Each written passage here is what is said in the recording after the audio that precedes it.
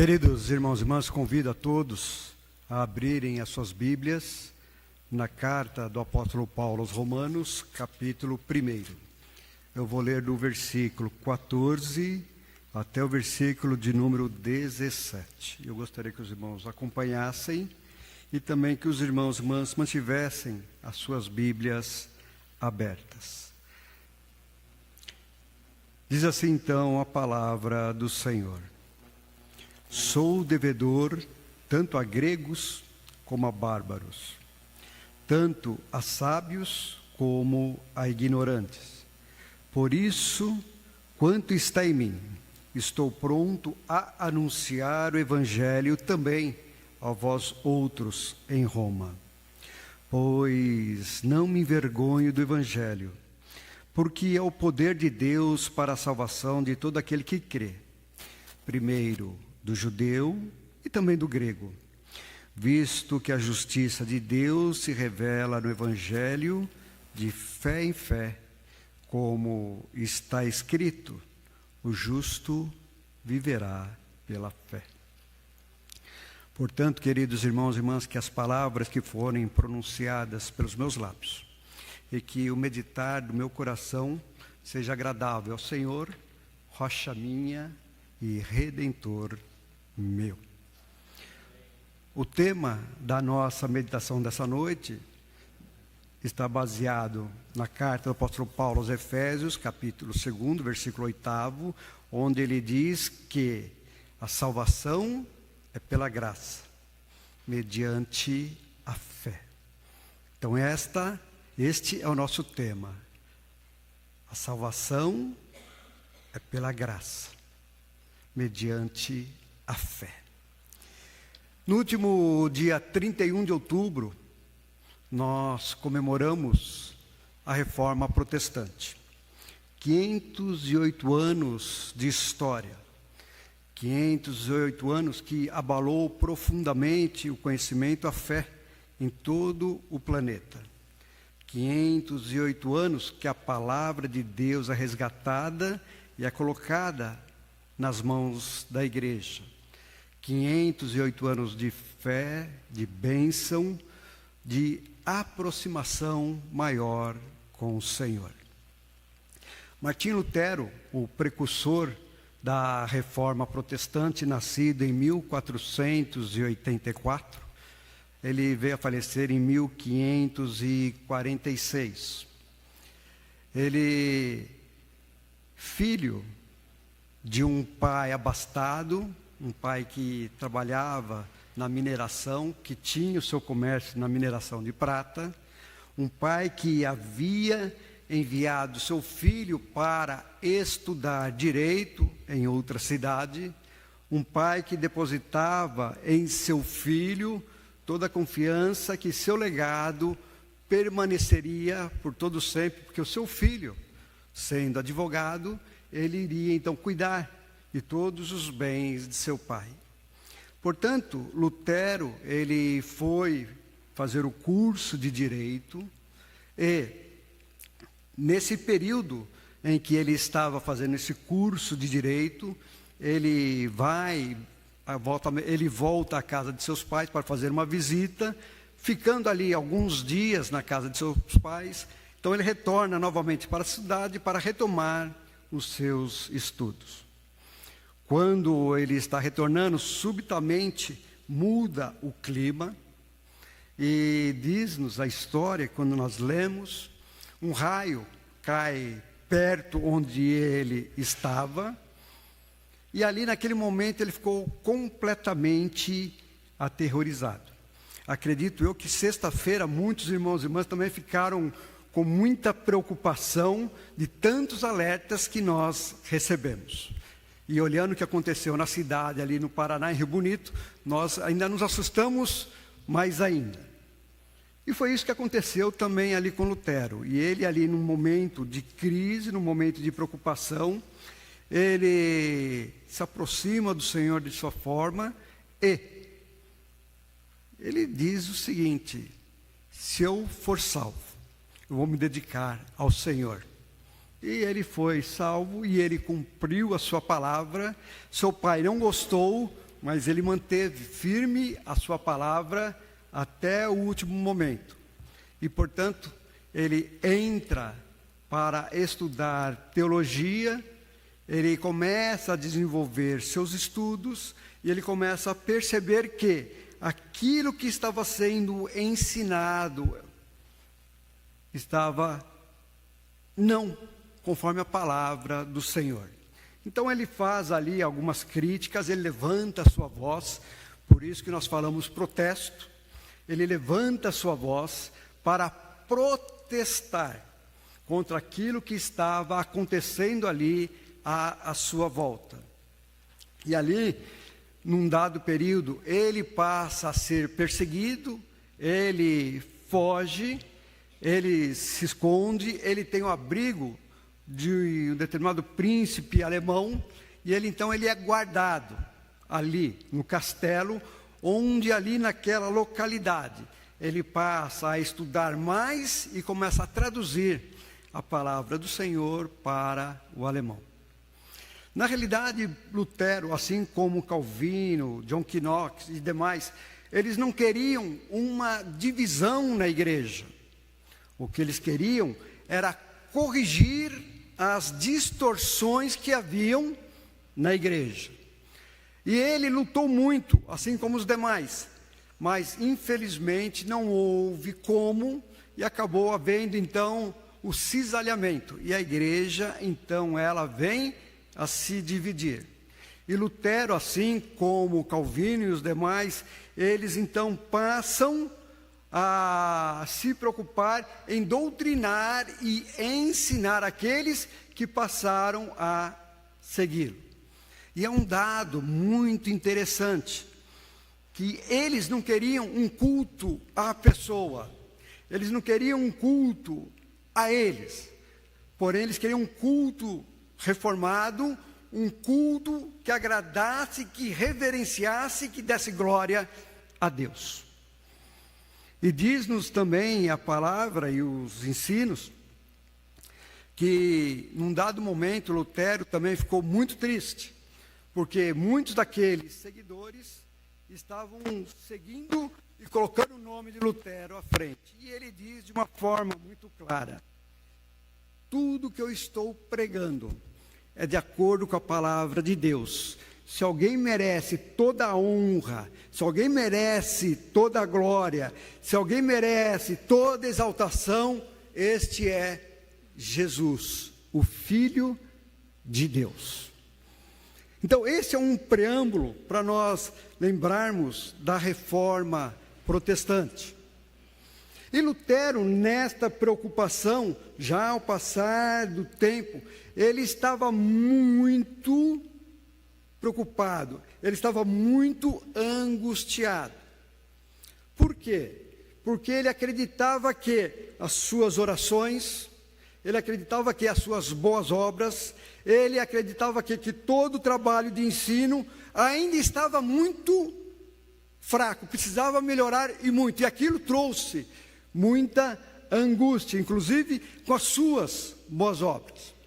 Até que ele, estudando, ele lendo a palavra de Deus, ele se depara com esse texto em Romanos, e ele fixa então no versículo 17, na última linha, e ele diz: o justo viverá pela fé.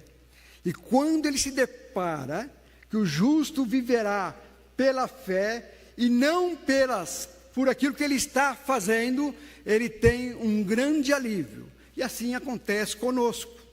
Nós precisamos compreender que nós somos salvos pela graça do Senhor, mediante a fé em Cristo Jesus. Mas isso também significa para todos nós que a fé, ou melhor, a graça, que é a nossa salvação, a fé, ela também vem acompanhada de boas obras. Não é possível nós dissociarmos, não é possível nós separarmos, porque as obras acompanham o nosso caminhar. E nós como igreja presbiteriana independente, aqui na cidade de Mauá, nós somos chamados para trabalhar, nós somos chamados para desenvolver, nós somos chamados para proclamar o nome do nosso Senhor e Salvador, Jesus Cristo. Na Reforma Protestante, os reformadores, a partir de Lutero, eles trazem 5 pilares, ao qual nós não podemos nos afastar, e que nós precisamos compreendê-los, e compreendê-los muito bem. Então, nos é passado novamente que é bíblico, não tem nem como discutir esses pilares. Então, eles nos dizem que nós somos salvos somente pela graça. Eles dizem, e com toda razão, que é somente, nós somos salvos mediante a fé. Nós somos salvos porque nós cremos somente em Jesus Cristo. Nós somos salvos porque nós cremos, estudamos e meditamos nas Escrituras de Deus. E ele diz que glória somente é dada a Deus. Então nós precisamos ter esses pilares em nossa vida. Não é possível nós não termos esse entendimento. Nós precisamos.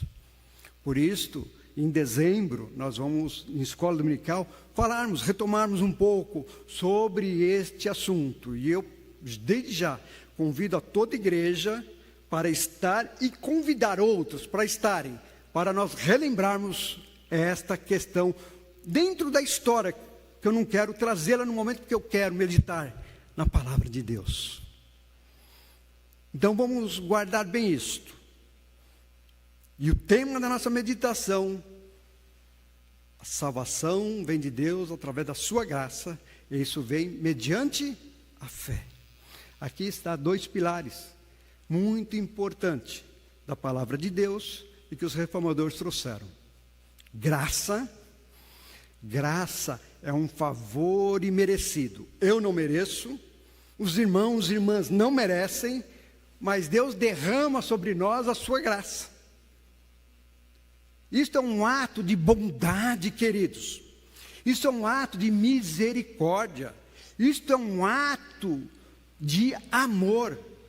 Graça já também nos pressupõe que eu, você, nós não conseguimos comprar a nossa salvação, seja através da parte financeira, ou seja através das boas obras. A graça é um favor imerecido que eu recebo das mãos do meu Senhor, mediante a fé. O que significa a fé? É crer naquilo que eu não estou vendo, mas eu sei que está acontecendo.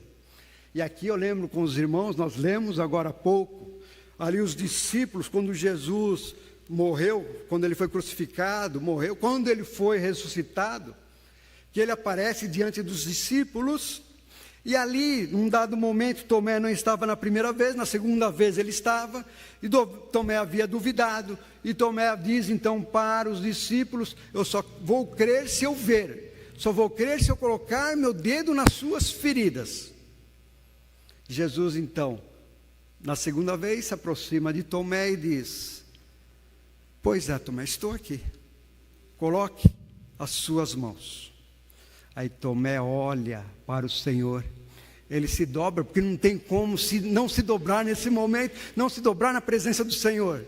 Então ele se dobra, e ele diz: ah, Senhor meu e Deus meu. E naquele momento o Senhor responde para Tomé: Tomé, você está crendo, você está tendo fé nesse momento, porque você está vendo, está tendo oportunidade de tocar.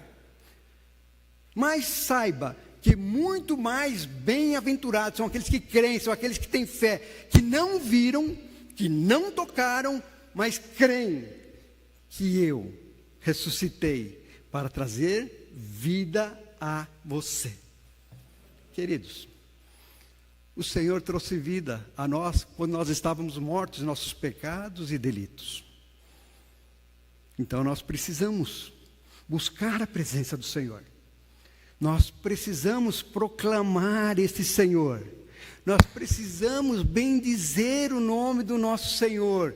Nós precisamos trabalhar para o Senhor. E o texto, então, ele nos é propício nesse instante, para nós compreendermos como o Senhor tem trabalhado e como o Senhor quer que nós continuemos trabalhando. Primeira lição que nós tiramos nesse texto. Diz o apóstolo ao seu discípulo: pregue a palavra de Deus. Insta esta palavra a tempo e a fora de tempo.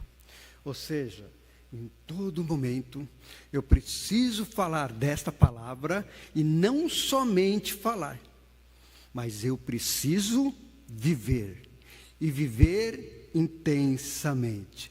Vamos ler, irmãos, aqui o versículo que está registrado no versículo de número 15. Então diz assim a palavra do Senhor: por isso, quanto está em mim, estou pronto a anunciar o Evangelho também a vós outros. É necessário nós compreendermos nesse momento algo que não está claro nesse texto, nesse versículo, se nós não lermos o todo. Veja bem, a carta do apóstolo Paulo aos Romanos foi escrita quando o apóstolo estava fazendo a sua terceira viagem missionária. Por Atos capítulo 20, nós vamos perceber que o apóstolo Paulo estava escrevendo esta carta. E o apóstolo Paulo, ao escrever essa carta, então nós precisamos compreender que estava aproximadamente no ano 57 depois de Cristo. Ou seja, nós estávamos aí 33, 43, 53, 57, 24 anos depois da ressurreição de Cristo. Se nós entendermos, porque a palavra de Deus também nos mostra que o apóstolo Paulo, ele teve a sua conversão, conforme Atos capítulo 9, por volta do ano 36, 37 depois de Cristo, significa que ele escreveu esta carta depois de 20 anos de conversão. E quando nós abrimos lá em Atos, a partir do capítulo 9, nós vamos ver ali que o apóstolo, ele que era o perseguidor da igreja, ele passou a ser perseguido. Nós vamos ver que a partir desse momento, o apóstolo Paulo, ele não titubeou. Nós vamos verificar que o apóstolo Paulo, em todos os momentos, ele cumpriu a palavra que ele passou para o seu discípulo. Ou seja, ele pregou essa palavra a tempo e a fora de tempo. Onde ele estava? Ele estava pregando então a palavra de Deus. E nesse período, se nós lermos mais atentamente a palavra do Senhor, o apóstolo Paulo, ele foi perseguido, ele foi preso, ele foi açoitado, ele sofreu injúrias, ele teve dificuldades financeiras, ele teve problemas em sua saúde, ele deixou a sua casa para passar a pregar a palavra do Senhor, ele fez 3 viagens missionárias, a qual a terceira, ou melhor, depois das 3 viagens missionárias, na quarta, quando ele está indo para Roma, então o navio ao qual ele estava também vem a naufragar. Então é um homem profundamente marcado pelas dificuldades de pregar o Evangelho. Um homem que sofreu em sua própria carne as dificuldades que nós temos nos dias de hoje, também de pregarmos esta palavra. Mas uma coisa que é bela, queridos irmãos e irmãs, ele não deixou de pregar.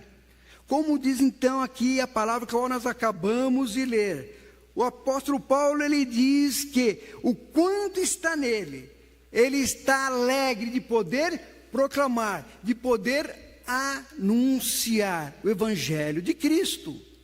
Mesmo com todas as lutas, mesmo com todas as dificuldades, passado 20 anos ele escreve essa carta, e nós sabemos que logo em seguida, quando ele foi para Roma, ele já foi preso, E durante a sua prisão, ele não deixou de orar, ele não deixou de meditar, ele não deixou de pregar às igrejas, às pessoas que estavam ali à volta, e ele, com alegria, fazia intercessões pela igreja de Cristo, mesmo preso.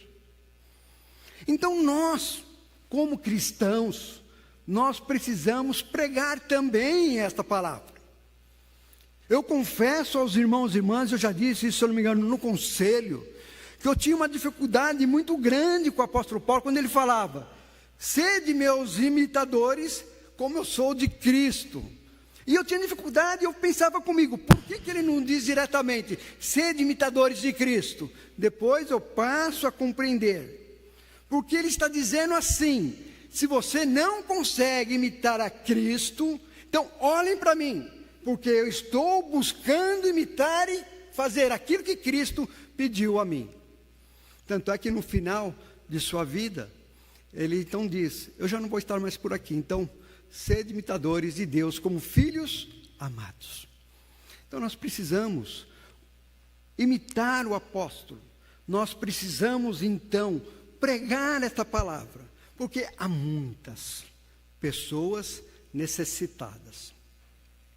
Se nós lembrarmos, Jesus Cristo, quando ele inicia a sua caminhada, ele inicia com quantas pessoas? Uma, que era ele mesmo. Ele vai, chama os seus discípulos, então agrega-se o número de 12, essas 13 pessoas, os 12, mas Jesus, continuam proclamando a mensagem do Senhor, e hoje nós temos por volta de 2,5 bilhões de cristãos pelo mundo, a partir de uma pessoa. Se eu perguntar para a nossa irmã presbítera, Lilian, que está aqui à frente, se eu perguntar para cada irmão, cada irmã que aqui se encontra, quem é que eu posso apresentar diante do Senhor e falar que eu evangelizei? Quem eu posso dizer ao Senhor, eu apresentei o Senhor a aquela pessoa, mesmo que a pessoa não esteja aqui, eu não tenha crido nesta palavra. Nós precisamos nos apresentar, porque a palavra de Deus nos diz que pelo fruto, você, eu, nós seremos conhecidos. E qual é o fruto que eu tenho apresentado diante do Senhor? Qual é o fruto que a igreja tem apresentado diante do Pai? Portanto, nós somos chamados para proclamar essa graça maravilhosa que é a salvação em Cristo Jesus. Nós somos chamados para então levar esta palavra àqueles a quem não conhece. Só que para eu levar essa palavra, só que para os irmãos levarem esta palavra, é necessário nós conhecermos. E se eu não conhecer, gente, irmãos e irmãs, eu não posso levar. Porque se eu levar, eu vou ser tragado. A igreja vai ser tragada. Então é necessário. Gente, os reformadores, eles trouxeram, e eu entendo que todos nós temos essa palavra em nossas mãos. E aqui eu digo, se algum irmão ou irmã não tem, ou se algum dos visitantes não tem essa palavra, me procure. Procure os presbíteros da igreja, porque certamente vão ganhar um exemplar desta palavra. Porque essa palavra precisa ser meditada em nossos lares. Precisa ser meditada em nossas vidas.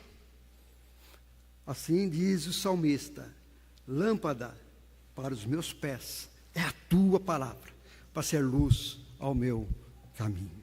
Portanto, o apóstolo Paulo, 20 anos de caminhada, ele escreve: eu tenho prazer, eu tenho vontade de anunciar esta palavra, porque eu fui atingido pela mesma. E ele não para por aí. O versículo seguinte fala para nós: porque eu, diz o apóstolo, eu não me envergonho do Evangelho. Eu já adiantei no primeiro tópico, é o conhecimento, então, da palavra de Deus. Se eu tenho que pregar a tempo, aí a fora de tempo, eu preciso conhecer este Evangelho. Cristo ao morrer na cruz, nós cantamos agora há pouco, Cristo, ao morrer na cruz, isto me traz vergonha? Isso traz vergonha aos irmãos e irmãs? Não, pelo contrário, isso nos traz alegria, porque a cruz é loucura para os gentios, é loucura para aqueles que se perdem, mas para nós é a vida, é a alegria, mesmo no meio daquele sofrimento, mesmo no meio daquela dificuldade que Jesus sofreu, eu tenho que ter esta alegria, porque Ele me traz a salvação. Eu não mereço, os irmãos e irmãs não merecem, vou repetir, mas Ele traz a nossa salvação. É isto que os reformadores trouxeram. Nós somos salvos somente pela graça de Deus.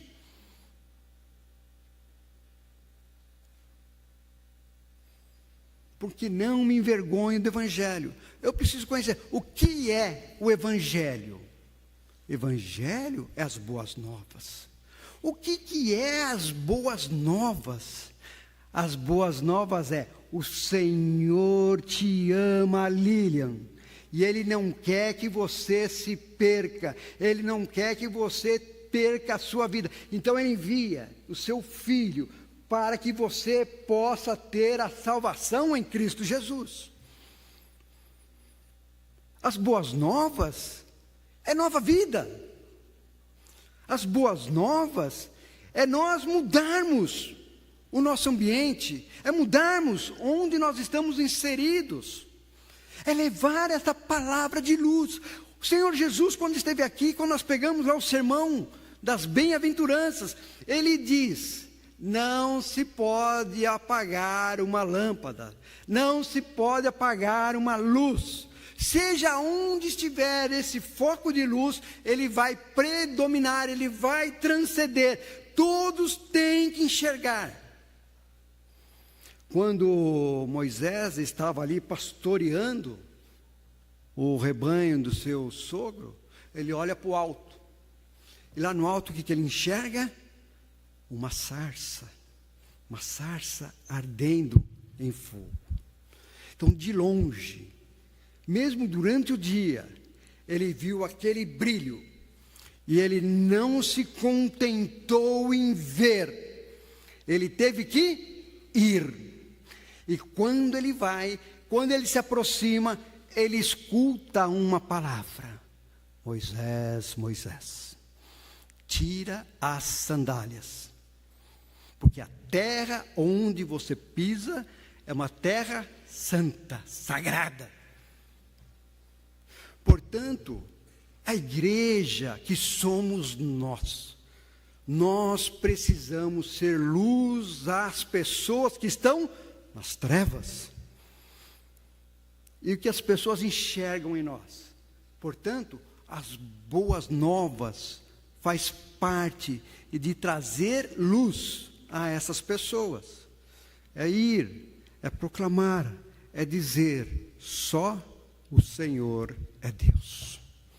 E ele diz mais: não me envergonho do Evangelho, porque é o poder de Deus. Gente, por que Jesus Cristo acabou sofrendo? Por que Jesus Cristo foi parar no Calvário? Por que Jesus Cristo foi crucificado? Porque o povo escolhido, o povo geográfico, eles esperavam um rei, um homem que viesse para guerrear, para lutar, para destruir aqueles que estavam à sua volta. E é interessante que quando nós lemos a palavra de Deus lá no profeta Isaías capítulo 60, o profeta então diz, trazendo as palavras de Deus: o Espírito do Senhor está sobre mim, para pregar, para ungir, para levantar, para curar, para libertar todos os aflitos e para apregoar o ano aceitável do Senhor e o dia de sua vingança. Quando Jesus está aqui, quando ele entra no templo, dão-lhe o texto para ler, ele lê exatamente esse mesmo texto. E ele lê as mesmas palavras. O Espírito do Senhor está sobre mim, para ungir, para pregar, para libertar, para trazer vida, para restaurar a visão de muitos. E apregoar o dia aceitável do Senhor. Tendo dito isto, ele fechou. E quando ele fecha, ele exclui. E o dia da vingança do Senhor. Por quê? Porque o Senhor veio exatamente para quebrar todo laço de morte. Ele vinga ali naquele momento. Porque o inimigo veio para roubar, matar e destruir. Quando nós vamos para o Gênesis, nós vemos lá que o inimigo trouxe a mentira, o engano, o engodo, e fez com que o homem pecasse, e com o pecado o homem se separou da presença de Deus. Foi quebrado. Mas, quando Jesus Cristo esteve entre nós, quando ele morreu, ressuscitou, ele restaura novamente esse laço, e ele tira, ele quebra esse distanciamento, porque o dia da vingança do Senhor é quando ele traz vida a todos aqueles que creem em seu nome. Portanto, queridos irmãos e irmãs, é o poder de Deus, não é o meu poder, não é o poder da Lília, da presbítera Lília, não é o poder do presbítero Marcos, mas é o poder de Deus que está entre nós. E se nós temos o poder de Deus, nós não podemos temer. Pelo contrário, nós precisamos sair. Aí eu volto para a mesma palavra do apóstolo Paulo, só que agora lá em Efésios capítulo 6. Ele diz que nós devemos nos revestir com toda a armadura de Deus. Então, para eu sair, para eu pregar, para eu ser destemido, para eu entender essa palavra, o Senhor me revestiu, e eu preciso usar toda a armadura de Deus. Então eu preciso estar na presença do Senhor, porque esse é o poder do nosso Deus. Então continua dizendo o texto, e o poder de Deus, e agora sim ele completa, para a salvação daqueles que creem, para estar debaixo da graça do Senhor. Portanto, eu, você, nós precisamos nos revestir, nós precisamos estar cheios da presença do Senhor em nossas vidas, porque é o poder de Deus para trazer salvação. Repito, eu não tenho poder nenhum. Os irmãos não têm poder nenhum. Mas saibam que se o Senhor te usar, você tem, através de Jesus Cristo, todo o poder para colocar a mão sobre aquele que está enfermo. Você pode colocar a mão sobre aquele que está necessitado. Você pode colocar a mão sobre aqueles que precisam, porque é o poder de Deus sobre a sua, sobre a minha, sobre a nossa vida, porque Ele é quem nos traz, é Ele quem nos dá a vitória, não é outro. Portanto, nós precisamos nos revestir com esta armadura. E ele diz mais, é o poder de Deus, a salvação de todo aquele que nele crê. E aqui ele diz, primeiro do judeu, depois do grego. Por que primeiro do judeu e depois do grego? Aí vem a terceira lição para nós. Porque o Senhor te escolheu, Lilian. Porque o Senhor te escolheu, Aguinaldo. Porque o Senhor escolheu, Arlindo. Porque Deus escolheu a cada um de nós. Veja bem, qual que é a definição do judeu? Quando nós caímos, voltamos para o livro de Gênesis, o Senhor chama Abrão e diz para Abrão, de ti farei uma nova nação. E você tem que ser bênção. E Abraão, nós sabemos que ele teve um filho, junto com Sara, chamado Isaac. Isaac teve 2 filhos, Esaú e Jacó. Nós sabemos toda a história dos 2 filhos e sabemos que a descendência continua através de Jacó. Jacó teve 12 filhos. Mas num dado momento, Jacó, ele luta como um valente diante do anjo do Senhor. E ele não larga, ele agarra, ele abraça, ele segura, ele luta como um valente diante do Senhor. Até que ele é tocado em sua coxa, a sua força física se esvai.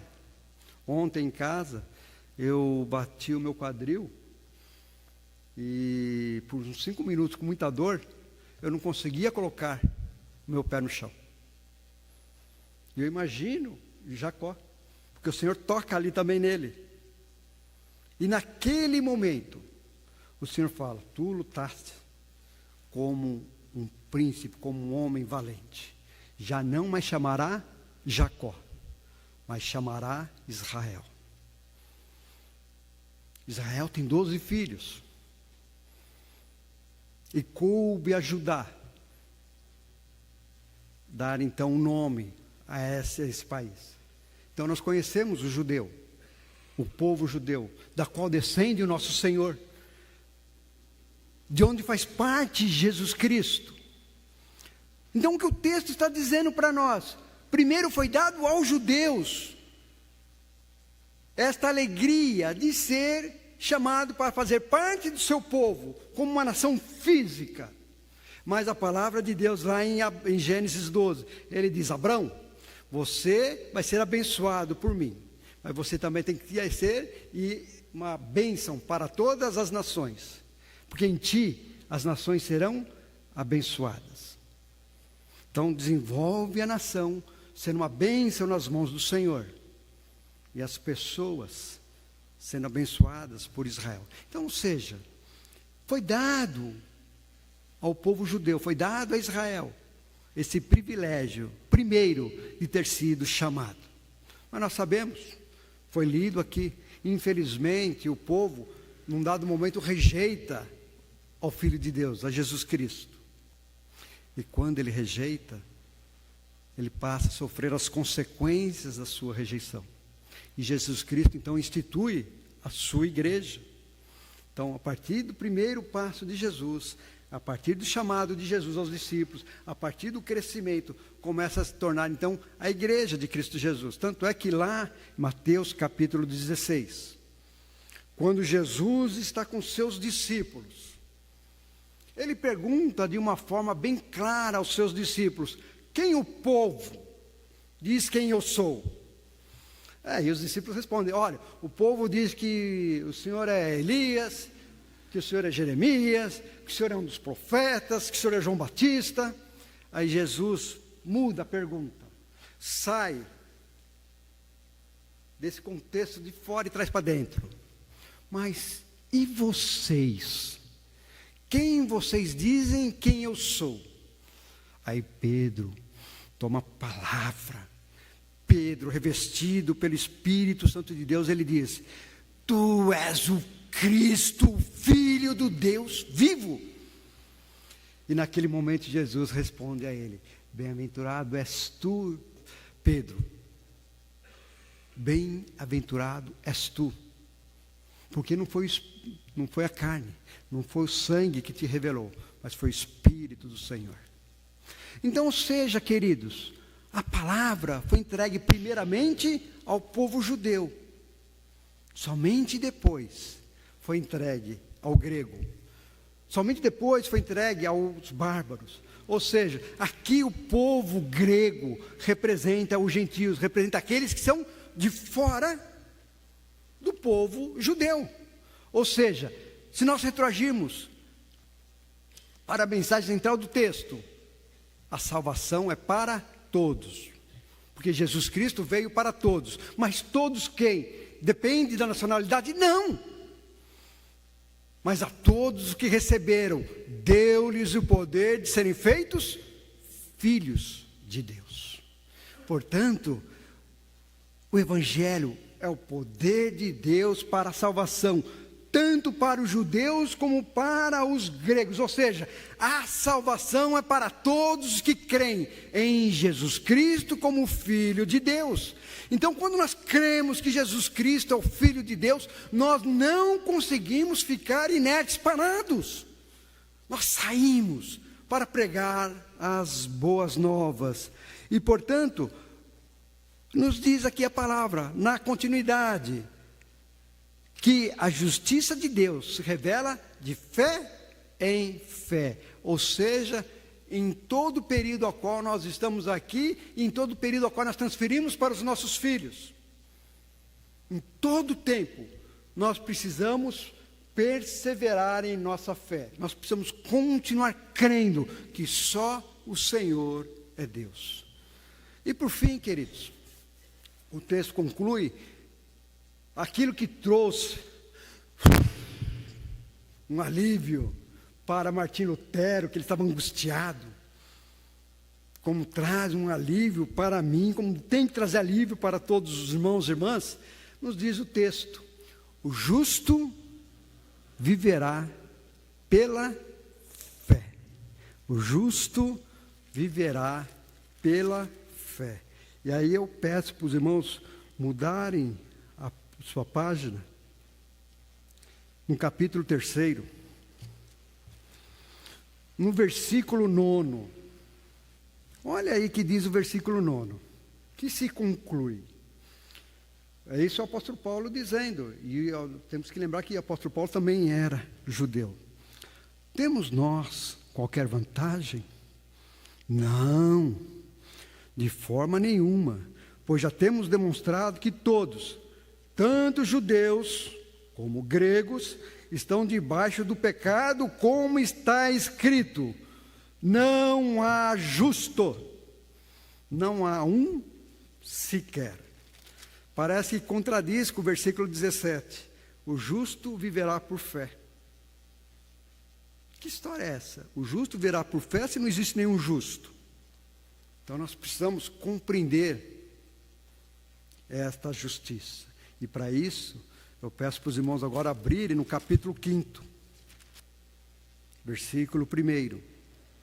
Diz assim: justificados, pois, mediante a fé, temos paz com Deus por meio de nosso Senhor Jesus Cristo, por intermédio de quem obtivemos igual acesso pela fé a esta graça, no qual nós estamos firmes.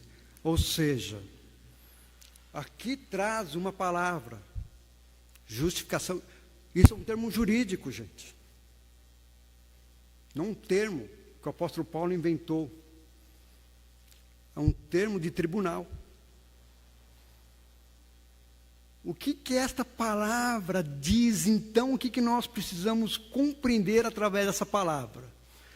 Todos nós somos pecadores.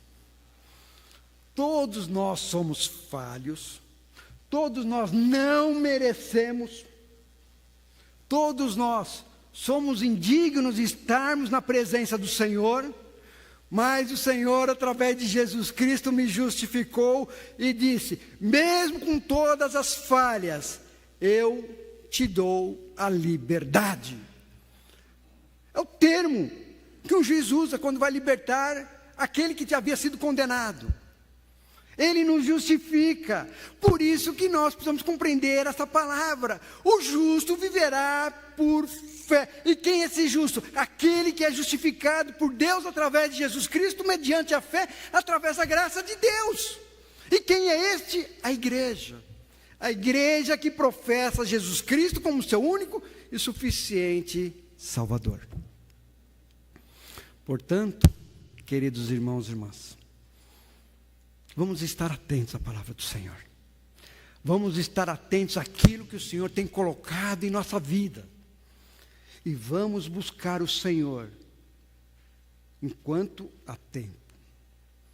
Se eu perguntar para os irmãos, só levante a mão. Nem sei se a nossa irmã presbítera Lília, também, se ela lembrar, pode levantar. No meio da oração da nossa irmã, ela fez um agradecimento especial a Deus. Qual foi o agradecimento?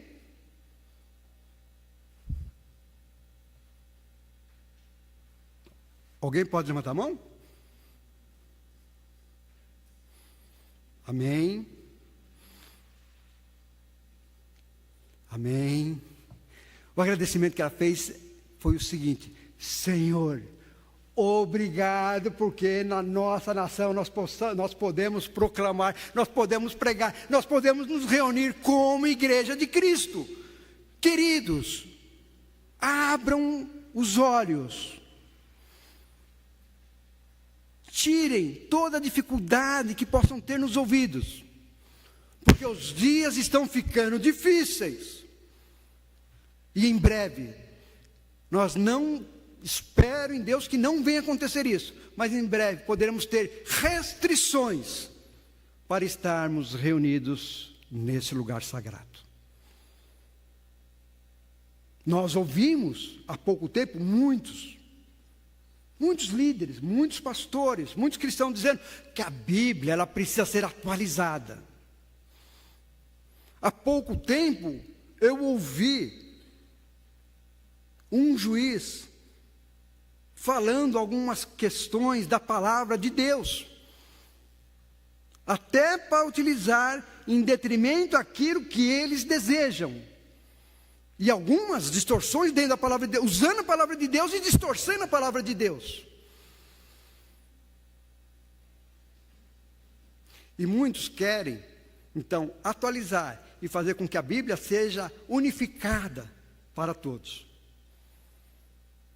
Ou seja, nós como igreja precisamos estar atentos, porque se nós não dobrarmos os nossos joelhos, porque se nós não buscarmos a presença do Senhor, porque se nós não pedirmos o avivamento, porque se nós não crescermos, porque se nós não nos desenvolvermos, certamente chegará um dia que nós seremos forçados a caminhar de uma forma que nós não queremos, e aí nós vamos ter que dizer, muitas vezes com nossa própria liberdade, eu não aceito. E hoje nós temos a liberdade. Por que eu não aceito no dia de hoje? Aí cai, muitas vezes, na palavra do apóstolo Paulo. O apóstolo Paulo, ele diz de uma forma muito clara: maldito homem que sou. Porque aquilo que eu quero fazer, eu não faço. Mas aquilo que eu não quero fazer, aquilo eu acabo fazendo. E ele mostra a briga que ele tem com a sua própria carne. Então nós precisamos desta luta, nós vamos nos revestir dessa couraça espiritual, para que nós possamos fazer a nossa vontade. Qual que é a minha? Qual que é a vontade dos irmãos e irmãs? Qual que é o nosso desejo? É que esta igreja, eu tenho que falar daqui, mas eu desejo que todas, mas que esta igreja tenha seus bancos completamente lotados. Que nós tenhamos 1, 2, 3, 4 cultos. Que nós tenhamos trabalho a semana inteira. Que nós possamos sair para levar a palavra àqueles que estão perdidos lá fora. E que nós possamos continuar sendo uma igreja muito mais relevante do que nós somos hoje. Portanto, nós somos chamados para vivermos esse evangelho. Aqui dentro de minha pessoa, há uma luta muito grande.